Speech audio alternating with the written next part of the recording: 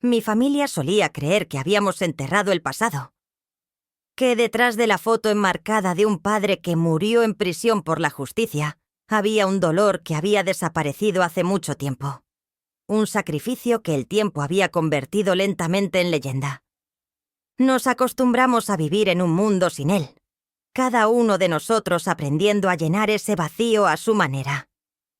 Mi madre a través del silencio, mi hermana Laura a través de la ira, mi hermano Michael a través de la reflexión silenciosa, y yo a través de las historias que inventé para idealizar a un padre que nunca conocí realmente. Hasta el día en que regresó. No hay llamada, sin carta de explicación. Solo un golpe en la puerta en una tarde sombría. Mi hermana fue la primera en abrirlo. Y en ese momento, te lo juro, casi podías escuchar el sonido de un mundo entero desmoronándose. Laura no gritó. Tampoco lloró. Su rostro se puso pálido. Su mano se aferró al marco de la puerta como si intentara detener el colapso de su propio corazón. Delante de ella estaba un anciano, con cabello y barba blancos, vistiendo ropa arrugada y arrastrando detrás de sí una maleta de cuero desgastada que parecía haber salido de la tumba. Ese rostro lo habíamos visto en viejas fotografías, joven, vibrante, lleno de carisma. Pero ahora era solo una sombra frágil, drenada por el tiempo como si hubiera succionado la vida de cada última célula. «No se supone que debas estar aquí», dijo Laura. Su voz temblaba, pero no se rompía. No era sorpresa, era furia. Fue entonces cuando me di cuenta. Ella nunca lo había perdonado. El mundo puede haberlo llamado héroe, pero para ella, él era solo el hombre que se fue. Michael reaccionó de manera diferente. Se quedó detrás de ella, mirando como si viera un fantasma en el espejo. Sin pánico, sin confusión. Solo ojos cargados con preguntas demasiado pesadas para las palabras. Y finalmente, en un tono bajo y medido, solo preguntó dos cosas. ¿Cómo saliste de la prisión? ¿Y por qué ahora? En cuanto a mí, no sabía qué sentir. No era alegría, tampoco era odio. Era más como un sacudón, como si alguien hubiera arrancado la alfombra de debajo de todo en lo que alguna vez había creído. Solía imaginarlo pudriéndose en una celda oscura, aferrándose a alguna causa noble. Escribía ensayos sobre la valentía de mi padre, solo para obtener buenas calificaciones. Pero ahora, frente a mí, había un hombre que no coincidía con ninguna de esas historias. Era aterradoramente real, porque la verdad rara vez se parece al mito. ¿Y mi madre? Cuando escuchó la noticia, simplemente se metió en su habitación y cerró la puerta, como si su cuerpo no pudiera soportar otro temblor. No gritó, no lanzó cosas como en las películas. Ella solo cerró esa puerta, y yo sabía que también estaba tratando de cerrar otra dentro de su corazón. Al final, ninguno de nosotros lo acogió. Fue la tía Berta, la prima extraña a la que siempre llamábamos en broma, la bruja amable. No preguntó mucho. Solo lo miró, suspiró y dijo: «Todavía hay una habitación en la parte de atrás, si no te importa el polvo». Asintió. «No, gracias. Sin explicaciones.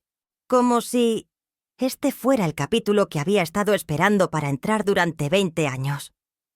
Ninguno de nosotros lo detuvo. Nadie dijo una palabra. Pero esa noche, la misma pregunta resonó en cada uno de nuestros corazones. Si se suponía que estaba muerto, entonces, ¿quién demonios era este hombre? No fuimos a verlo. Ninguno de nosotros lo hizo.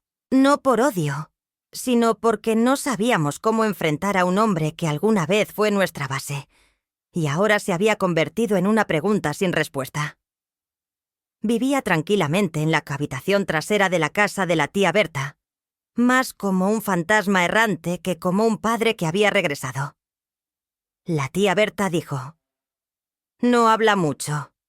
Tampoco puede dormir. Solo camina como si estuviera esperando que alguien le diera permiso para respirar». Al principio, pensamos que era solo trauma, pero en cuestión de semanas, su cuerpo comenzó a deteriorarse de maneras que nadie podía explicar. Tenía una tos seca. Su rostro se retorcía a menudo, como si estuviera tratando de combatir algo que se pudría en su garganta. Los médicos realizaron docenas de pruebas, sin infección, sin cáncer, sin signos de envenenamiento. Sin embargo, sus órganos estaban cerrándose lentamente, como si su sistema inmunológico hubiera decidido cerrar el negocio y negarle el derecho a seguir viviendo. La tía Berta estaba aterrorizada. Me llamó una noche lluviosa, con la voz temblorosa. Algo está mal. La habitación ha cambiado. Pesada. Húmedo. Cada noche oigo rasguños dentro del armario, pero cuando lo abro, no hay nada. Solo esa vieja maleta que arrastró el día que llegó. Intenté restarle importancia. Le dije que no dejara que su imaginación la dominara. Pero a decir verdad, yo tampoco estaba en paz. Especialmente después de que Laura nos dijera que había soñado con él.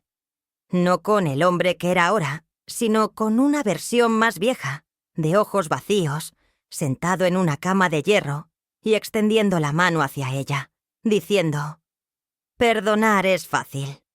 Entender, eso es difícil». Se despertó empapada en sudor frío. Michael tuvo una reacción diferente. Callado como siempre, fue a casa de la tía Berta con un cuaderno y algunos bocadillos. Si nadie más va a venir, lo mínimo que merece es que alguien esté a su lado, dijo. Esa fue la última vez que los tres vimos a nuestro padre verdaderamente lúcido. Ese mismo día pidió vernos a todos. La tía Berta nos llamó a cada uno de nosotros, diciéndonos: «No está pidiendo perdón. Solo quiere hablar». No quería ir. Laura se negó rotundamente. Michael, fiel a su estilo, simplemente asintió. Pero fuimos de todos modos. Quizás fue curiosidad, o tal vez una parte de nosotros aún necesitaba un final real. La habitación en la que yacía tenía un olor extraño. No a medicina ni a enfermedad, sino algo mohoso, como óxido y cuero viejo mezclado con aire húmedo. Parecía una rama marchita, su piel pálida, sus ojos hundidos pero aún agudos. Entonces comenzó a hablar. Su voz áspera, como alguien que acaba de salir a rasguños del más allá. Estuve en prisión, sí, pero solo por unos pocos meses. Me liberaron. Falta de pruebas. Mientras esperaba para regresar, tu madre me envió una carta. Esa carta me mató, de otra manera. Contuvimos la respiración. La habitación de repente se sintió demasiado pequeña, demasiado apretada, como si todo estuvieras a punto de explotar. En esa carta, ella me dijo que no eras mío, que me había engañado, y ahora, justo cuando estaba llegando a casa, quería que supiera la verdad. Ella se disculpó. Pero yo... Se detuvo, con los ojos cerrados. No pude volver. Entonces desaparecí, fingí mi muerte, y viví como un hombre que no tenía razón de existir. Nadie lloró, nadie gritó. Solo nos miramos entre nosotros, y luego a él, tratando de convencernos de que todavía estábamos despiertos. Pero en ese momento, lo único verdaderamente vivo era el silencio. Murió solo 3 días después de que lo viéramos por última vez. Sin aliento final, sin palabras de despedida, solo un cuerpo inmóvil, como si hubiera vertido toda la vida que le quedaba en esa última confesión. La tía Berta se encargó del funeral. Aparecimos como extraños. 3 hijos que llevaban su nombre, pero ya no sabían quiénes eran. Pensamos que había terminado. Pero en verdad, eso fue solo la primera puerta que se abría. 2 días después del funeral, la tía Berta me llamó. Su voz estaba ronca por las noches sin dormir, temblando como si algo se le hubiera quedado atrapado en la garganta. ¿Puedes venir?, preguntó. Esa habitación... Algo no está bien. Algo sigue ahí. Llegué antes del anochecer. La casa, antes cálida y familiar, ahora se sentía anormalmente oscura, como si incluso la luz se negara a entrar. Me llevó a la habitación, su habitación, y en el momento en que entré, lo entendí. El aire estaba denso, pesado y frío, como el viento que sopla desde una cripta. No había cama, ni manta ni almohada. Solo quedaba un objeto en la esquina, la vieja maleta de cuero. Polvorienta, intacta, intocable, como si estuviera esperando a que alguien la abriera. La tía Berta dijo que escuchaba ruidos del armario todas las noches. Pero cada vez que lo abría, no había nada, nada más que la maleta. Aún así, la sensación de ser observada, de que algo o alguien estuviera justo detrás de ella, nunca se fue. Intenté acercarme, pero mis extremidades se enfriaron, drenadas, como si la sangre hubiera huido de mi cuerpo. Al final, fue Michael quien abrió la maleta. Siempre fue él quien enfrentaba lo que el resto de nosotros no podía. Dentro no había nada horrible. Unas pocas camisas desgastadas, una pastilla de jabón medio usada envuelta en papel, algunas fotografías descoloridas que ninguno de nosotros reconocía, y un grueso cuaderno encuadernado en cuero. Sin nombre, sin título. Solo cientos de páginas escritas densamente. Michael hojeó unas cuantas páginas. No dijo nada, solo me lo entregó para que lo llevara a casa. Debería haberlo dejado allí. Las primeras páginas eran garabatos desordenados. Nombres, números de teléfono, frases políticas desactualizadas. Pero cuanto más leía, más mal me parecía. El tono cambió. El lenguaje se volvió desarticulado, fracturado y distorsionado. Secciones enteras repetían las mismas líneas una y otra vez. Me están observando. No lo digas. No dejes que encuentren el nombre. Algunas páginas estaban rasgadas con tanta violencia que el papel se rompió, como si estuviera tratando de arrancar los pensamientos mismos. Una de las últimas páginas me puso la piel de gallina. La escritura era temblorosa, desigual. No pude dormir esa noche. Había algo en mi boca. Amargo, metálico, como si estuviera masticando aluminio crudo. Creo que me estoy pudriendo por dentro. Cuando Laura vio el cuaderno, no dudó, lo arrebató, lo arrojó al fregadero de la cocina y encendió una cerilla. Pero el cuaderno solo se chamuscó por los bordes, no se incendiaba. No creo en lo sobrenatural. Pero al ver ese libro medio quemado, comencé a preguntarme si estábamos adentrándonos en algo más profundo que mentiras, en una capa de la realidad que ya se había descompuesto hace mucho tiempo. Esa noche, llevé el cuaderno de vuelta a mi habitación y lo escondí debajo de mi almohada, demasiado asustada para seguir leyendo. Pero cuando cerré los ojos, lo vi. No en sueños, en espejos, en las ventanas, en los espacios vacíos que pensé que eran solo sombras. Y empecé a preguntarme, ¿realmente se había ido alguna vez? ¿O acaso lo habíamos traído de vuelta con nosotros, en una forma diferente? No pude dormir esa noche. No por las pesadillas, sino porque algo en el aire se sentía mal. Una sensación, como si la casa misma estuviera escuchando mi respiración. Cada vez que cerraba los ojos, veía sus ojos en el espejo. No enojado, no triste, solo esperando. Como si todavía hubiera algo que no hubiera terminado de decir. Y empecé a entender. Si no profundizaba más, lo que fuera, encontraría su camino por sí mismo. A la mañana siguiente fui a ver a mi madre. Estaba más delgada de lo que recordaba. Su rostro hueco, los ojos vidriosos, como si cada día que pasaba derritiera otro pedazo de memoria. Cuando abrió la puerta, no me saludó. Simplemente se quedó allí, mirando hacia el jardín, como si estuviera esperando a alguien más. Alguien que ya no está vivo. Le pregunté directamente, sin charlas triviales. «Mamá, ¿alguna vez le escribiste? Esa carta, la que lo hizo desaparecer». El aire se congeló. Hasta el sonido de una aguja cayendo habría parecido una bomba. Giró la cabeza, lentamente. Sus ojos nublados, como si estuvieran cubiertos de niebla. «¿Qué demonios estás diciendo? ¿Estás drogado otra vez?» Luego se dio la vuelta. Como si la conversación nunca hubiera ocurrido. Como si la pregunta nunca se hubiera hecho. No me atrevo a llamarlo negación, pero la forma en que hablaba, o se negaba allí a hablar, me heló hasta los huesos. No por rabia, pero miedo. Porque tal vez no recordaba. O peor, recordaba todo, pero algo no la dejaba hablar.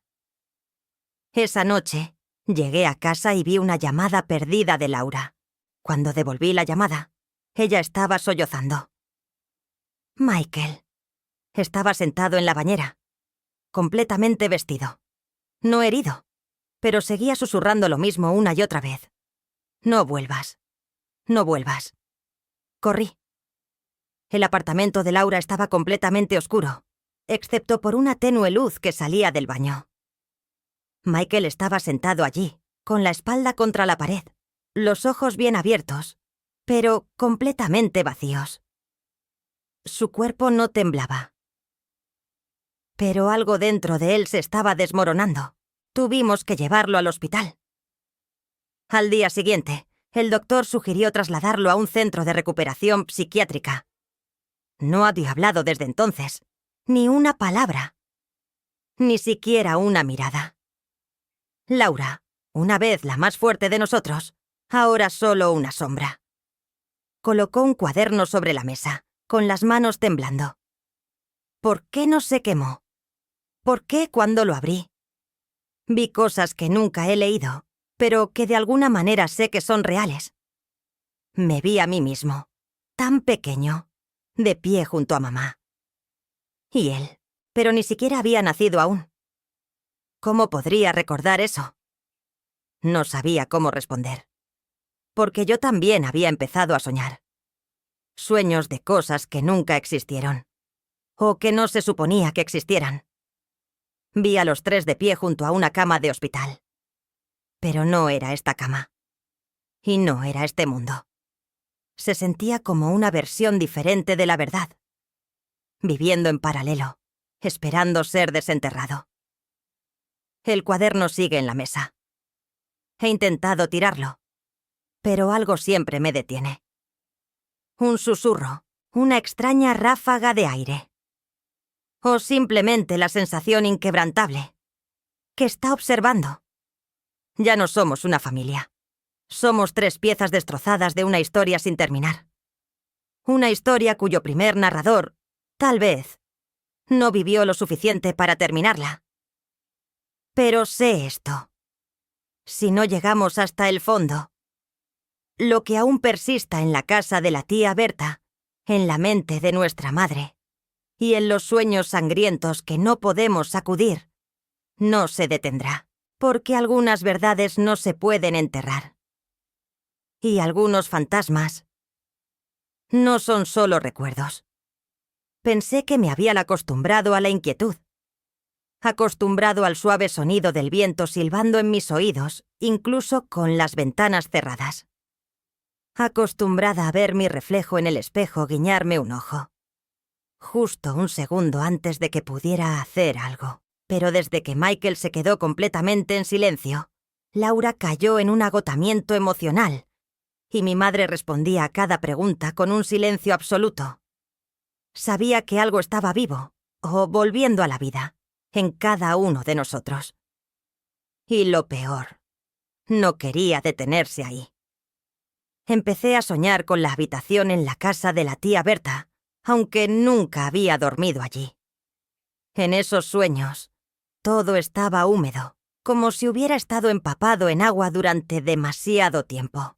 Un cuaderno yacía abierto, pero en lugar de palabras, un líquido espeso y oscuro manaba de las páginas. A veces, escuchaba un susurro. «Deja de investigar. No todos tienen derecho a conocer la verdad». No sé si fue el cuaderno o si era la obsesión, enterrada en lo más profundo de mi sangre. Pero un día, tomé una decisión. Volví al lugar donde todo comenzó. La tía Berta me saludó con una mirada extraña, como si ya no fuera yo. Parecía frágil, con las manos temblorosas, sombras oscuras bajo los ojos. Pero lo que más me heló fue cuando sirvió el té, dejó caer la taza por accidente y susurró. Lo amaba. Me quedé helado. Nunca se había casado. Durante décadas vivió sola en esa vieja casa, cuidando su jardín, criando algunos gatos. Pero esa frase no era un recuerdo. Retumbó como una confesión. O una llave que abre la puerta final de una pesadilla. Le pregunté. ¿Sabes lo que pasó, verdad? ¿Sabes lo que mamá escribió en esa carta? No respondió. No al principio. Luego, en un tono bajo, ella dijo. Esa carta no fue escrita para él. Era para alguien que ella pensaba que era él. No entendía. La tía Berta continuó, su voz suavizándose. Algunas personas no regresan porque han muerto. Y otros nunca deberían regresar, porque han cambiado. Me fui antes de perder la cordura. Pero esa noche volví a abrir el cuaderno. Esta vez no aparté la vista. En la última página, la escritura era audaz, irregular, casi como si hubiera sido escrita con sangre. Sé que se están acercando. No por lo que hice, sino por lo que traje de vuelta. La muerte no me mató. La verdad es lo que me está pudriendo día a día. Y justo debajo de eso, una línea más pequeña, más difícil de leer. ¿Alguna vez te has preguntado qué hace realmente el mercurio en el cuerpo? Esa pregunta atravesó mi mente como una aguja delgada, pequeña, pero imposible de sacar. Me puse en línea. Leí todo lo que pude sobre el envenenamiento crónico por mercurio. Síntomas. Sabor metálico en la boca. Dolores de cabeza persistentes. Alucinaciones. Pérdida de memoria. Fallo orgánico. Exactamente como mi padre.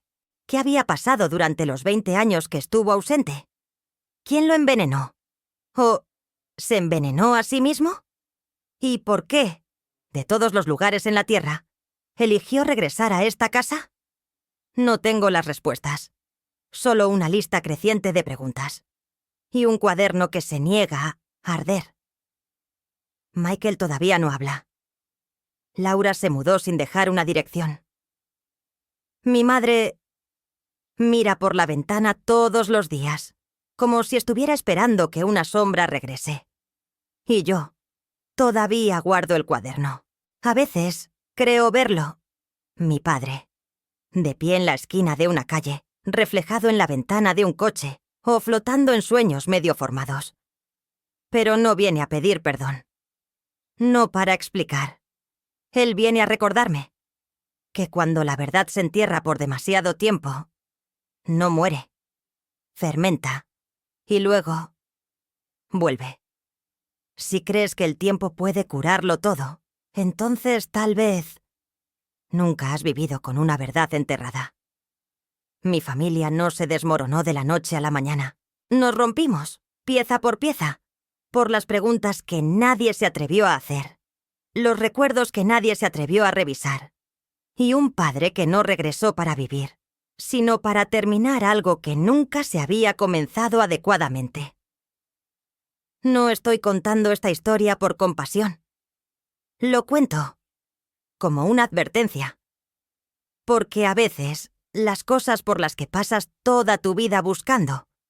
La verdad, la identidad, las raíces, son exactamente lo que te cuesta todo. Y si un día alguien llama a tu puerta diciendo ser un pariente perdido hace mucho tiempo que murió hace años, recuerda esto. No todos los que regresan merecen una bienvenida. No todo pasado debe ser desenterrado. Y no todos los fantasmas vienen del llamado otro lado. Aquí es donde termina la historia. Si lo encontraste interesante, por favor deja un comentario, dale like, comparte y suscríbete para apoyarnos en la creación de más videos como este.